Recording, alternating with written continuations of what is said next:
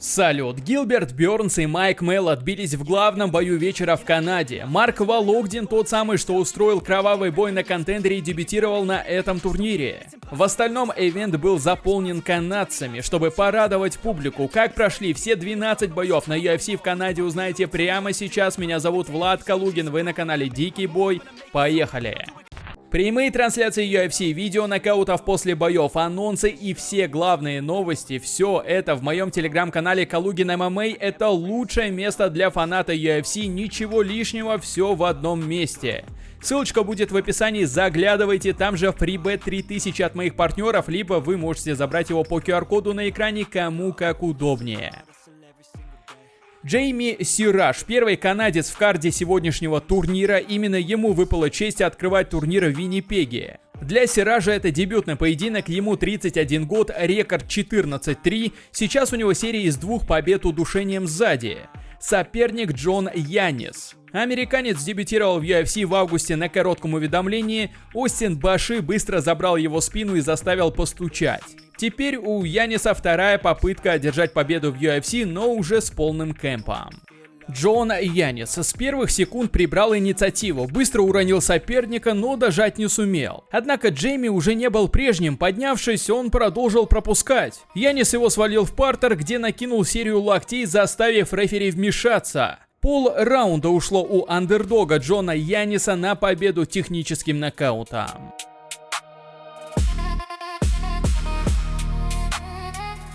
Накануне взвешивания вечером Джон Кастанеда запросил перенос боя из легчайшего в промежуточный вес из-за проблем со сгонкой веса. Марк Вологдин согласился, и 30% гонорара теперь пойдет ему. У Кастанеды 4-4 в UFC, и он уже совсем не молод. Последний раз бился аж год назад. Для Марка Вологдина это дебютный бой в UFC. Возможность выступить в лиге он получил после шикарной рубки на контендере. Несмотря на то, что бой он проиграл по очкам, контракт все же получил. Первый раунд. Уже через минуту оба стали доставать друг друга ударами. Но Вологдин был и активнее, и в незатяжных разменах попадал больше. Много разменивались лоу-киками, Кастанеда разок попал в пах Марку, первый раунд забрал россиянин. Во второй пятиминутке уже добавил Джон. Вологдин все еще хорошо выглядит в разменах, но по атакам с дистанции стал уступать. Поэтому Кастанеда его во втором раунде переиграл, однако он второй раз плотно пробил между ног Марку, за что рефери справедливо с него снял 1 балл, раунд получился ничейным.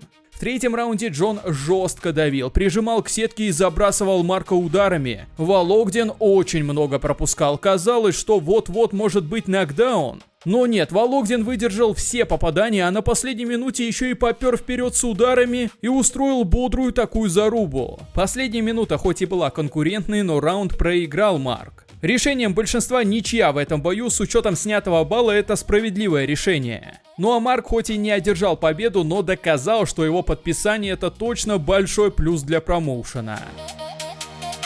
Для Джей Джей Олдрич это 17-й поединок в UFC. В прошлом бою она одержала 10-ю победу в промоушене, но было это более года назад. Теперь Олдрич возвращается, чтобы встретиться с представительницей Канады Джейми Лин Хорт. У Хорт 4 победы в UFC при 2 поражениях. В последнем бою, который проходил в декабре, она смогла оформить нокаут, уже в первом раунде попав правым хуком и добив соперницу. Девушки отбились все 3 раунда в стойке, классический женский поединок без каких-то серьезных эпизодов. Джей Джей Олдрич базово перебила Хорта в 2 раундах и забрала победу единогласным решением судей 29-28. Многие фанаты в комментариях возмущались и считали, что Хорт была лучше в этом бою. Ну, я тут, пожалуй, буду на стороне судей, тоже увидел победу Олдрич в 2 раундах. Мелисса Кроден дебютировала в UFC в октябре прошлого года, тогда она забила соперницу из позиции сверху, оформив 3-ю победу техническим нокаутом подряд. Вернулась Кроден в октагон уже в декабре, но продолжить победное шествие не удалось, по очкам она уступила Луане Сантос. Сегодняшняя ее соперница Дарья Железнякова. В UFC у россиянки 2 победы и 1 поражение от Айлен Перес. Последний бой Дарья провела на турнире в Баку и выиграла его решением. Начала бой Дарья Железнякова отлично, вколачивала хорошие удары, разбила сопернице лицо. Уверенно переигрывала в стойке, сложилось даже впечатление, что проблем в этом бою у нее не возникнет. Но тем удивительнее было смотреть второй и третий раунды. Второй Дарья начала неплохо, но с середины раунда Кродан безоговорочно забрала инициативу и начала давить на Железнякову, наносить серьезный урон. А третий раунд вовсе сложился в одну калитку. Россиянка подустала, а Кродан продолжала преследовать финиш и почти его добыла в партере в самой концовке, когда из маунта начала забрасывать ударами Дарью. Но звучит гонка, и победу единогласным решением судей 29-28 одерживает Мелисса Кродан.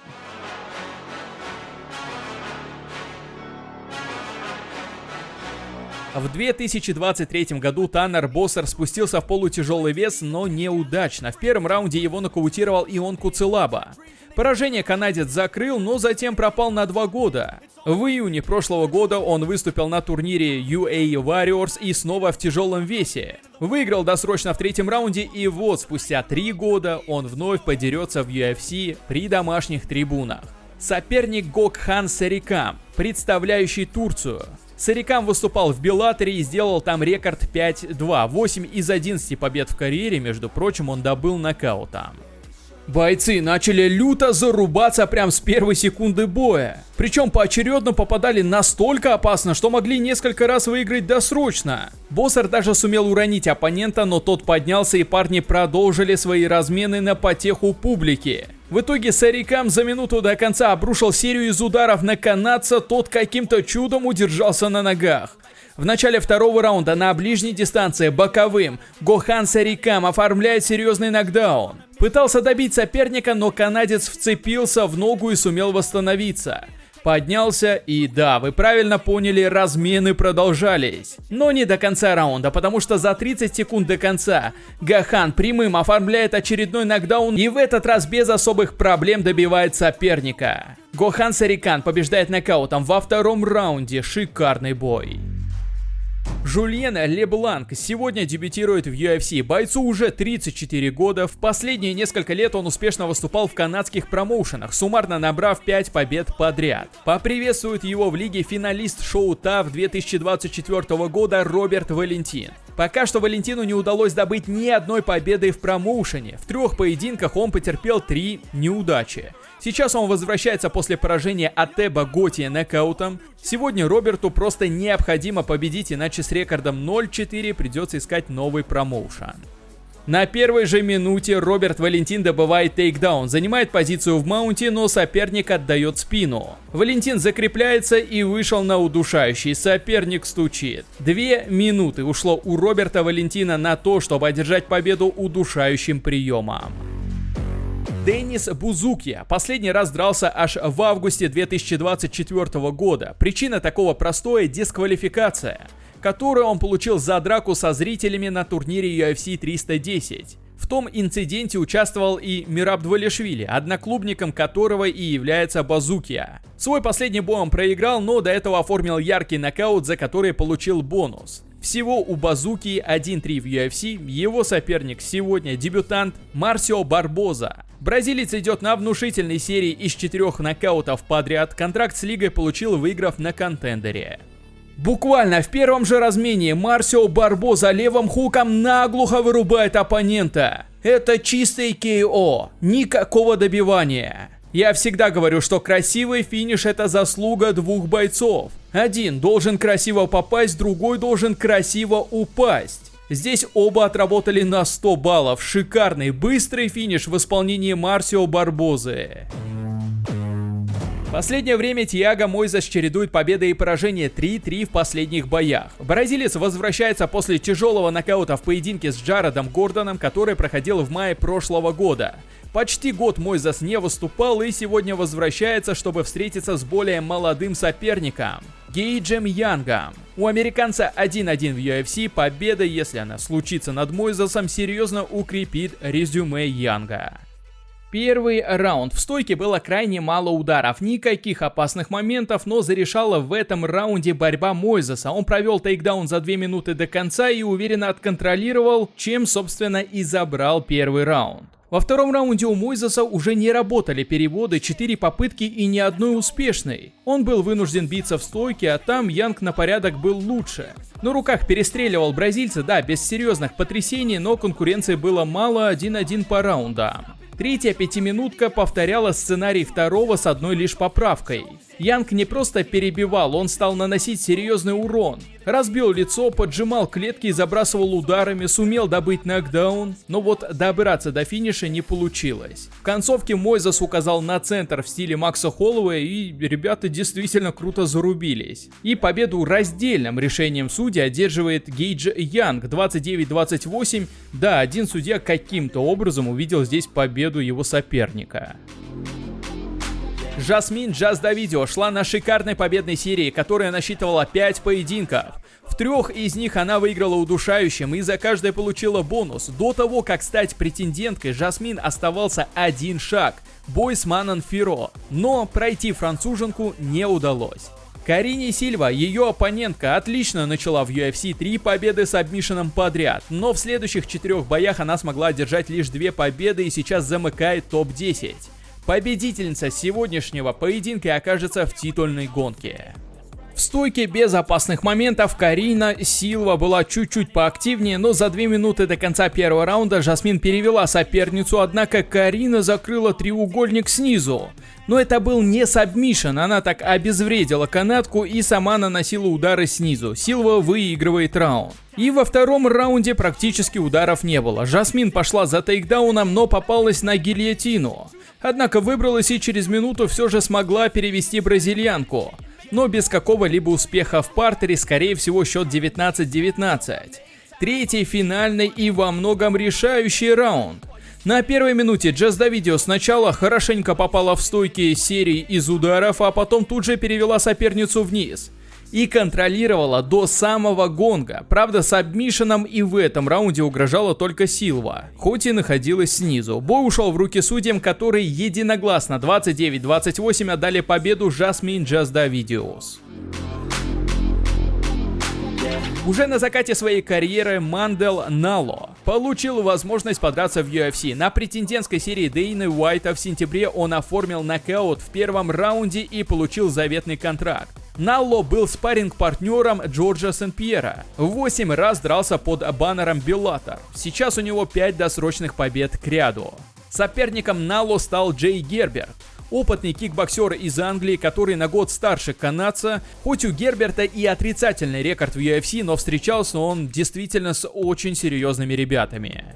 Налло сходу стал попадать и чуть было не финишировал Герберта. Потом Герберт оформил 2 нокдауна друг за другом и добил соперника. И все это в рамках половины первого раунда. Однозначно это лучшая половина раунда за сегодняшний вечер. Уместить больше событий за такое короткое время сложно. Джей Герберт побеждает техническим нокаутом за 2 минуты и 5 секунд. Соглавный бой вечера. С рекордом 6-1 и 3 бонусами Кайлер Филлипс добрался до топ-15 легчайшего веса. Однако в 2 последних боях он сначала уступил Робу Фонту, а затем Винисиусу Оливейре. И сейчас находится уже вне рейтинга.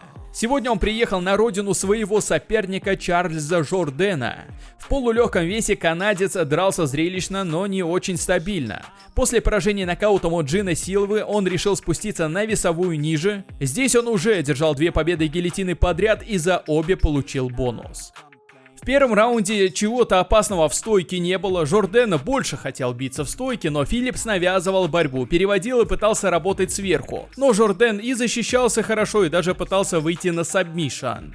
Во втором раунде Филлипс уже на первой минуте добыл тейкдаун, но абсолютно не извлек никаких плюсов. Канадец поднялся, и в стойке Жорден имел ощутимое преимущество. Отлично пробивал ногами по разным этажам и подключал серию ударов. Филлипс пытался бороться, но не выходил, раунд он проиграл. Третья пятиминутка была крутой. Жорден шел на все деньги, хотя ситуация его не обязывала. Он уверенно разбивал Кайлера в стойке, особенно эффектно выглядели его удары ногами. Филлипс продолжал навязывать борьбу, местами, да, получалось, но по общей картине он, конечно, поединок проиграл. Единогласным решением судей 29-28 Чарльз Жорден одерживает победу.